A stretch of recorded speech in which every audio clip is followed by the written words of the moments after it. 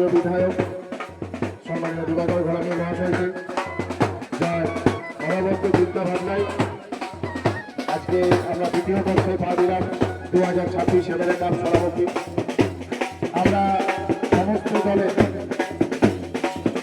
যে সমস্ত দল ইতিমধ্যে আমাদের মধ্যে উপস্থিত হয়েছে,